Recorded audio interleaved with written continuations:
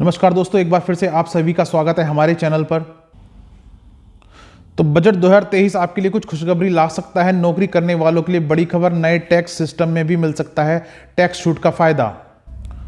तो दोस्तों, यदि आप टैक्स पेयर हैं और अभी तक आप पुराने टैक्स रजीम के हिसाब से अपना टैक्स पे कर रहे थे, तो आपको पता है वहां पर आपको विभिन्न तरह की छूट मिलती थी। 80C के तहत भी छूट मिलती थी, स्टैंडर्ड डिडक्शन मिलता था। लेकिन नए टैक्स रजीम को अगर आप अपना रहे थे तो वहां किसी भी छूट का प्रावधान नहीं था। लेकिन अब इसमें बदलाव करने जा रही है सरकार।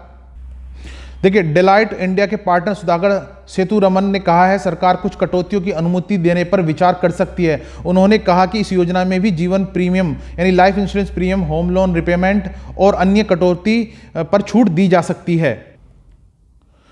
टैक्स एक्सपर्ट्स ने कहा है कि आगामी आम बजट में ऑप्शनल टैक्स रजीम को आकर्षक बनाने के लिए इसमें पीपीएफ और अन्य टैक्स सेविंग स्कीम्स के जरिए कटौती की अनुमति दी जानी चाहिए। इसके साथ ही उन्होंने अधिकतम 30% टैक्स स्लैब की सीमा को भी 20 लाख रुपए तक बढ़ाने की मांग की है।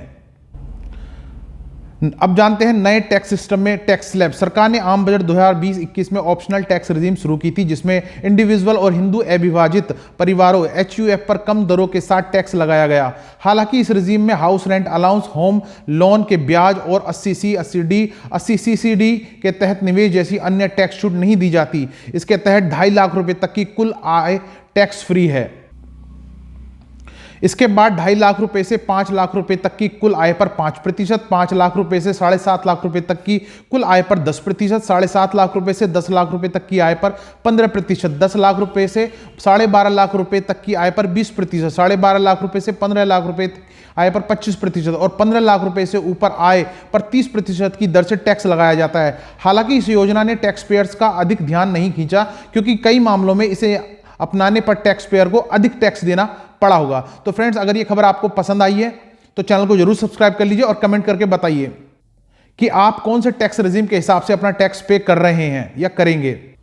विशेषज्ञों का मानना है कि ऑप्शनल टैक्स रजीम को आकर्षक बनाने के लिए वित्त मंत्री निर्मला सीतारमण को आगामी बजट में टैक्स फ्री इनकम और पीक टैक्स रेट की लिमिट बढ़ाने के अलावा कुछ पॉपुलर टैक्स डिडक्शंस को भी शामिल करना चाहिए।